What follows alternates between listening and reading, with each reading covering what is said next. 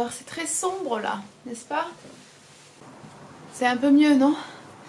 Ok, alors aujourd'hui je vous retrouve pour une vidéo extrêmement personnelle. Normalement c'est le genre de vidéo que j'aurais fait en anglais.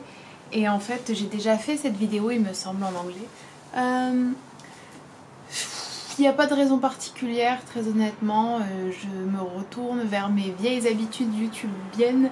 C'est-à-dire utiliser YouTube plus comme un moyen d'expression et de réflexion personnelle. Et pour partager une expérience individuelle. Voilà. Plutôt que pour quelque chose qui se veut politique, militant, étudié un petit peu.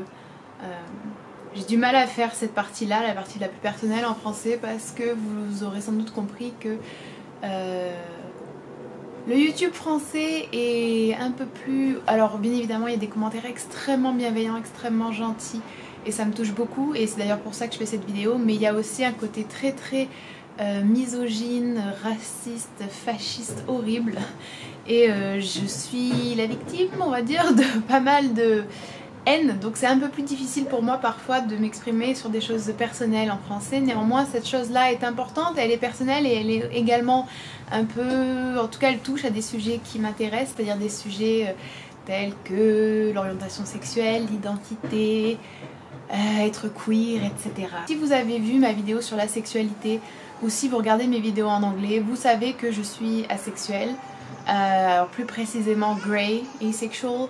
Ça veut dire que je ne ressens d'attirance sexuelle jamais ou quasiment jamais, ou uniquement dans certaines situations, ou alors que je l'ai ressenti avec uniquement une personne, ou voilà, c'est ça être grey asexual, c'est être asexuel, mais il y a une petite zone, voilà, une zone grise on va dire, qui peut être soit de personnes, soit de moments, soit de circonstances, etc. Je préfère me dire grey asexual parce que je trouve que ça offre plus de flexibilité et de liberté que tout simplement asexuel.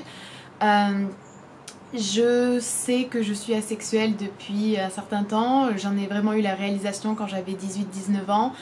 C'est pas du tout quelque chose qui me questionne à l'heure actuelle. C'est vrai qu'au début c'est quelque chose qui était beaucoup plus difficile pour moi à accepter, à comprendre. Je me suis posé beaucoup de questions, j'ai beaucoup douté de cette orientation là.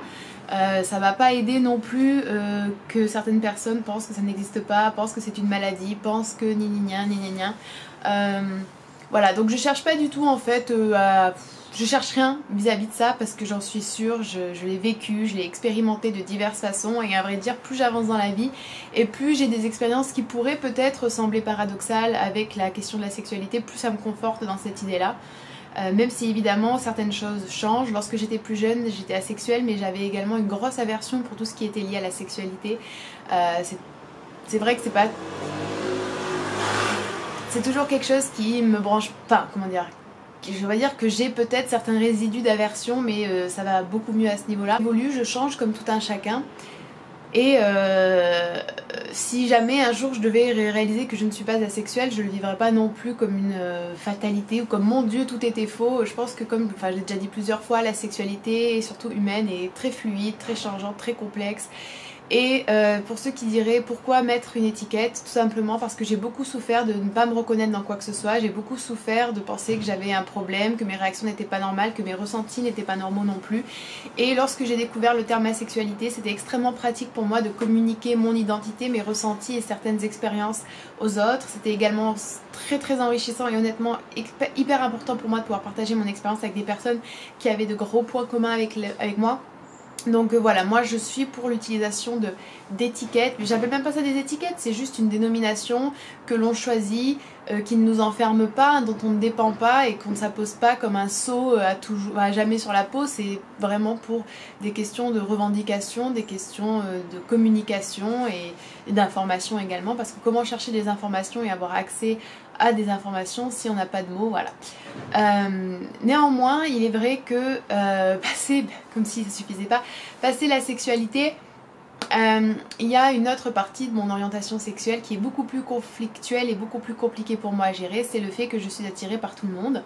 Alors, en réalité, je suis attirée par très peu de gens. Je peux compter sur les doigts d'une... Je peux quasiment compter sur les doigts d'une main les personnes qui m'ont attirée dans ma vie, et j'ai quand même 25 ans.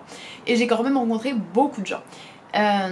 Donc je suis attirée par très peu de gens, mais au-delà de ça, je veux dire, le genre n'importe pas pour moi. N'importe même pas du tout. Alors, il importe pas du tout et il importe beaucoup aussi. Pourquoi est-ce que je dis ça? Je dis ça parce que oui, c'est vraiment sombre. C'est mieux comme ça ou pas? Non, pas du tout. Et comme ça? Derrière? Non plus, hein? Pas du tout même. Ok, je crois qu'on va abandonner l'idée de la lampe, n'est-ce pas?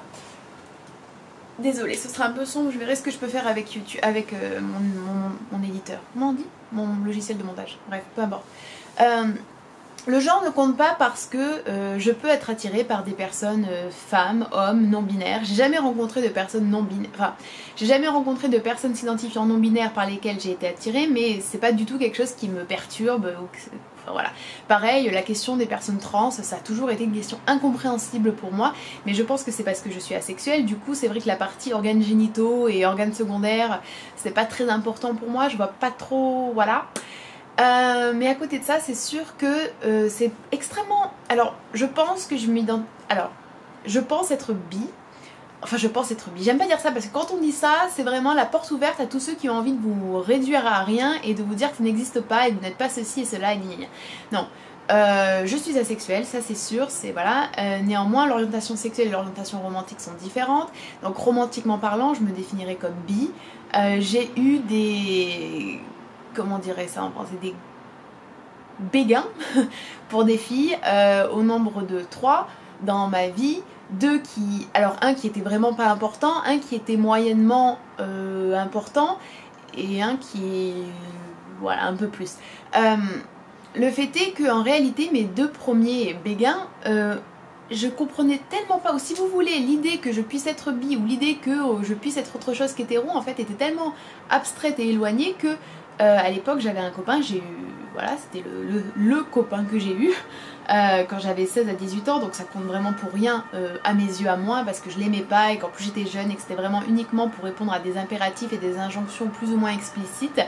Mais bon bref, tout ça pour dire que alors que j'étais avec ce garçon là, je parlais sans cesse de cette fille, je disais qu'elle était super belle, que j'étais hyper attirée, que je voulais vraiment la connaître, enfin comment ne pas voir, allô, que c'est pas quelque chose que c'est pas hétéro, il n'y a rien d'hétéro là-dedans. Mon rapport aux femmes n'était pas hétéro et en grandissant et en me sensibilisant à plein de choses et en ouvrant mon esprit et en rencontrant des gens, je me suis vraiment rendu compte que j'étais pas du tout hétéro. Je suis pas hétéro parce que je suis asexuelle, mais je suis encore moins hétéro parce qu'en plus je suis attirée par des filles. Ouh, ça fait trop bizarre de le dire comme ça, je l'ai jamais vraiment dit en français d'une manière aussi affirmée et voilà. Le problème c'est que étant une personne qui n'est pas attirée par beaucoup de gens, ben voilà, quand on le dit, les gens ont tendance à vous dire ah bon, mais t'as pas été attiré par beaucoup de filles, et vous-même vous pouvez pas en fournir beaucoup, mais en même temps je peux pas fournir non plus beaucoup de garçons. Et il reste quand même, je pense que même moi, j'ai internalisé et intériorisé pas mal de biphobie, c'est comme ça qu'on dit en français, je pense, et une certaine peur en fait de l'inconnu, une certaine peur d'être jugée, une certaine peur de mais qu'est-ce qu'on va dire, qu'est-ce qu'on va penser de moi, comment me comporter. Et c'est très dur en réalité je trouve de s'identifier comme bi parce qu'il y a tellement d'idées qui sont négatives et de préjugés, et par contre je trouve que certains de ces préjugés ont une certaine forme de véracité, mais le problème c'est que par exemple le côté les bis sont jamais contents, ils en veulent toujours plus. Je pense que c'est pas vrai parce que phraser comme ça et tourner comme ça c'est extrêmement négatif, extrêmement cupide et tourné vers la possession et l'égoïsme, et c'est pas ça. Par contre je pense, et peut-être c'est juste mon ressenti personnel, c'est différent pour chacun bien évidemment, mais je pense qu'il est extrêmement difficile de gérer une double attraction, surtout si vous êtes en couple avec un genre et que vous n'avez pas connu de relation avec l'autre genre, parce que c'est une partie de soi. Je sais pas comment expliquer ça, mais c'est une partie de soi qui doit être réalisée dans un sens, je trouve. Et donc c'est très difficile de ne pas l'avoir réalisée. C'est très difficile aussi de reconnaître avec qui on pourrait la réaliser, parce que c'est difficile de savoir si les gens sont pas hétéros.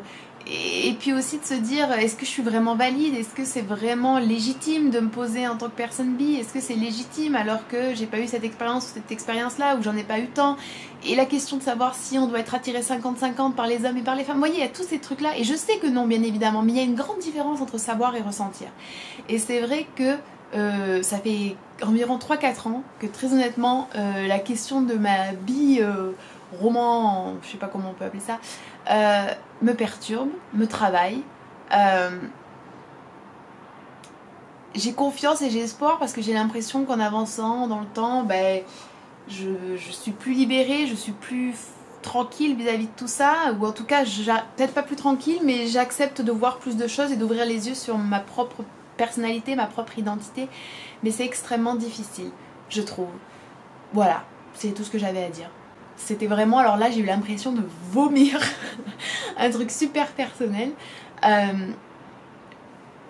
Voilà, mais je sais pas, je pense que c'est important de partager ce genre d'expérience pour que des personnes qui sont dans la même situation se sentent moins seules, pour que des personnes jeunes aussi se reconnaissent là-dedans, et puis même pour moi, je pense que ça fait partie d'un processus d'acceptation. Et puis voilà, d'ailleurs comme ça aussi je réponds à certaines personnes qui me disent mais t'es hétéro, qu'est-ce que tu sais de tout ça et tout ça? Je suis pas hétéro, je suis loin d'être hétéro, donc j'aimerais bien qu'on arrête de me considérer comme telle parce que c'est pas du tout une étiquette dans laquelle je me reconnais.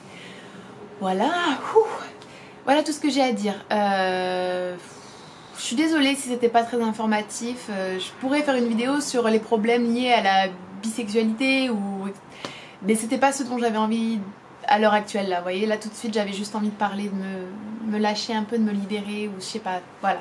En tout cas j'en avais envie, voilà. Bon, il fait vraiment nuit maintenant donc je vais arrêter, je vais aller manger, je vais aller me laver aussi, ça serait pas mal, et je vous dis à la prochaine. Bye bye.